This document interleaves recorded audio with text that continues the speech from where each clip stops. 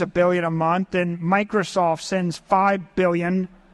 And if you want to see a world where billions of dollars a month flow, and then it flows into the Bitcoin ecosystem, then it has to be with a bank that is too big to fail.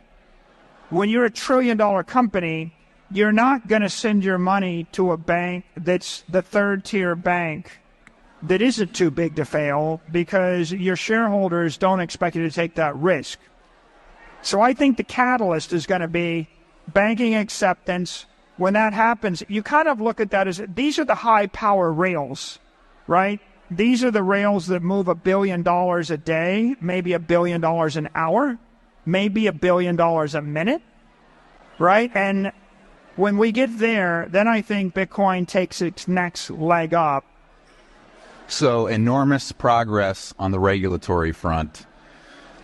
Yesterday, your keynote was phenomenal in highlighting the addressable market for global capital and how high the price of Bitcoin could go. You and I share the view that it's inevitable that it will go there. However, if we look out maybe 3 to 4 years and Bitcoin is lower than it is today, A, is that possible? B, does Bitcoin have keyman risk in Michael Saylor? Okay, I'll answer there are two questions. The first question is, if Bitcoin is lower than it is right now in 4 years, you should count yourself lucky because you get to buy it. Okay? And by the way, that's not me. That's Warren Buffett speaking. Warren would say the same thing, right? Warren would be a Bitcoiner if he was just 40 years younger. Trust me.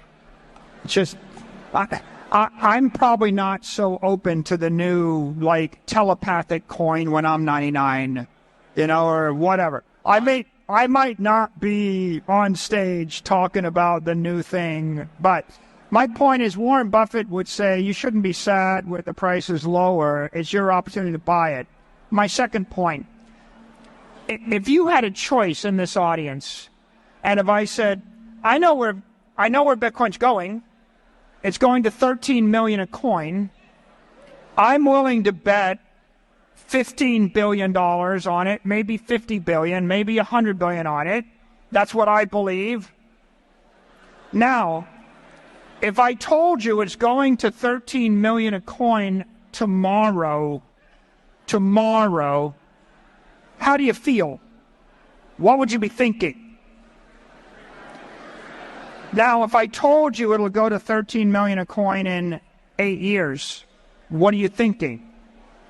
Now, if I told you it's going to go to 13 million a coin in 21 years, what are you thinking? And let me tell you, what's the most valuable information in the world? It's not knowing what's going to happen tomorrow. In fact, if I told you it was going to go to 13 million in 21 years and it was going to go perfectly linearly with no volatility, is that better than if it goes to 13 million and it goes all over the place like this? And I'm going to give you my opinion. The worst thing is to know what happens tomorrow. If it goes to 13 million tomorrow, the only Bitcoin you're ever going to have is what you have in your pocket right now. And your thought is going to be, damn, I should have bought more. My second thought is, oh, all my family and friends, it's too late for them. They missed it. I feel really awful because I wanted to get them into it. The third thought is, wow, I don't have time to go refinance my house.